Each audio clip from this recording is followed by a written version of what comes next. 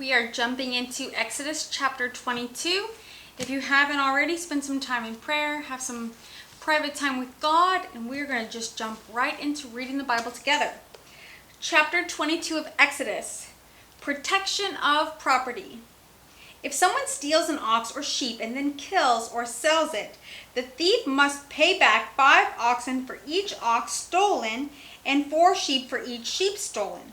If a thief is caught in the act of breaking into a house and is struck and killed in the process, the person who killed the thief is not guilty of murder.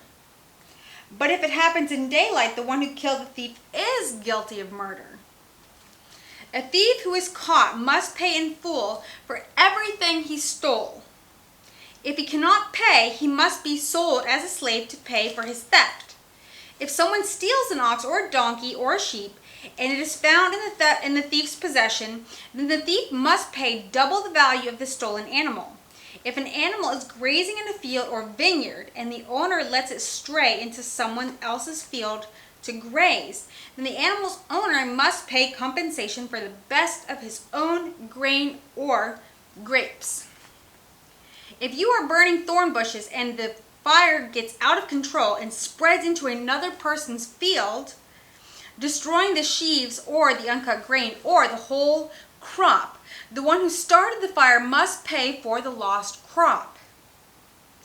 Suppose someone leaves money or goods with a neighbor for safekeeping, and they are stolen from the neighbor's house. If the thief is caught, the compensation is double the value of what was stolen. But if the thief is not caught, the neighbor must appear before God, who will determine if he stole the property. Suppose there is a dispute between 2 people who both claim to own a particular ox, donkey, sheep, article of clothing, or any lost property. Both parties must come before God, and the person whom God declares guilty must pay double compensation to the other. Now suppose someone leaves a donkey, ox, sheep, or any other animal with a neighbor for safekeeping, but it dies or is injured or is taken away, and no one sees what happened. The neighbor must then take an oath in the presence of the Lord. If the Lord confirms that the neighbor did not steal the property, the owner must accept the verdict, and no payment will be required. But if the animal was indeed stolen, the guilty person must pay compensation to the owner. If it was torn to pieces by a wild animal, the remains of the carcass must be shown as evidence, and no compensation will be required. If someone borrows an animal from a neighbor and it is injured or dies with the owner absent, the person who borrowed it must pay full compensation. But if the owner was present, no compensation is required, and no compensation is required if the animal was rented, for the loss is covered by the rental fee. Social responsibility. If a man seduces a virgin who is not engaged to anyone and has sex with her, he must pay the customary bride price and marry her. But if her father refuses to let him marry her, the man must still pay him an amount equal to the bride price of a virgin. You must not allow a sorceress to live. Anyone who has sexual relations with an animal must certainly be put to death. Anyone who sacrifices to any god other than the Lord must be destroyed. You must not mistreat or oppress foreigners in any way. Remember, you yourselves were once foreigners in the land of Egypt, not even that long ago. You must not exploit a widow or an orphan.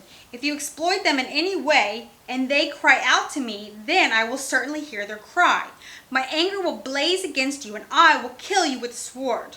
Then your wives will be widows and your children fatherless. If you lend money to any of my people who are in need, do not charge interest as a money lender would.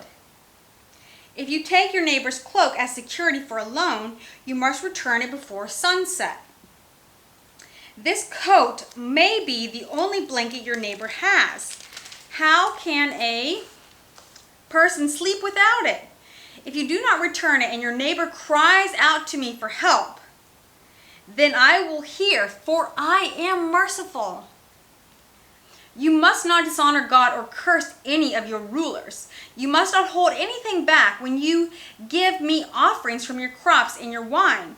You must give me your firstborn sons. You must also give me the firstborn of your cattle, sheep, and goats, but leave the newborn animal with its mother for 7 days, then give it to me on the 8th day. You must be my holy people. Therefore, do not eat any animal that has been torn up and killed by wild animals. Throw it to the dogs. Chapter 23, a call for justice. You must not pass along false rumors. You must not cooperate with evil people by lying on the witness stand. You must not follow the crowd in doing wrong. When you are called to testify in a dispute, do not be swayed by the crowd to twist justice, and do not slant your testimony in favor of a person just because that person is poor. If you come upon your enemy's ox or donkey that has strayed away, take it back to its owner. If you see that the donkey of someone who hates you has collapsed under its load, do not walk by. Instead, stop and help. In a lawsuit, you must not deny justice to the poor. Be sure never to charge anyone falsely with evil. Never sentence an innocent or blameless person to death, for I never declare a guilty person to be innocent. Take no bribes, for a bribe makes you ignore something that you clearly see. A bribe makes even a righteous person twist the truth. You must not oppress foreigners. You know what it's like to be a foreigner, for you yourselves were once foreigners in the land of Egypt. Plant and harvest your crops for 6 years, but let the land be renewed and lie uncultivated during the 7th year. Then let the poor among you harvest whatever grows on its own. Leave the rest for wild animals to eat. The same applies to your vineyards and olive groves. You have 6 days each week for your ordinary work, but on the 7th day you must stop working. This gives your ox and your donkey a chance to rest. It also allows your slaves and the foreigners living among you to be refreshed. Pay close attention to all my instructions. You must not call on the name of any other gods. Do not even speak their names.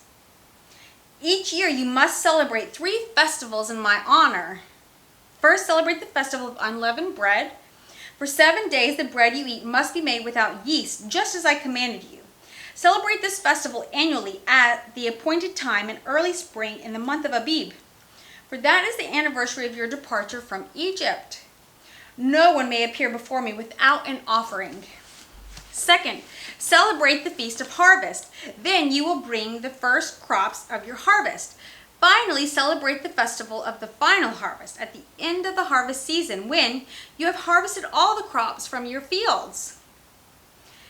At these 3 times each year, every man in Israel must appear before the sovereign, the Lord.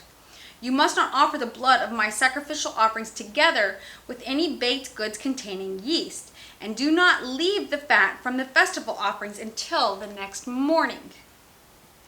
As you harvest your crops, bring the very best of the first harvest to the house of the Lord your God. You must not cook a young goat in its mother's milk. A promise of the Lord's presence. See, I am sending an angel before you to protect you on your journey and lead you safely to the place I have prepared for you. Pay close attention to him and obey his instructions. Do not rebel against him, for he is my representative, and he will not forgive your rebellion. But if you are careful to obey him, following all my instructions, then I will be an enemy to your enemies, and I will oppose those who oppose you. For my angel, I will go before you and bring you into the land of the Amorites, Hittites, Perizzites, Canaanites, Hivites, and Jebusites, so you may live there. And I will destroy them completely. And I will destroy them completely, God says. You must not worship the gods of these nations or serve them in any way or imitate their evil practices. Instead, you must utterly destroy them and smash their sacred pillars. You must serve only the Lord your God. If you do, I will bless you with food and water, and I will protect you from illnesses. There will be no miscarriages or infertility in your land, and I will give you long, full lives. I will send my terror ahead of you and create panic among all the people whose lands you invade. I will make all your enemies turn and run.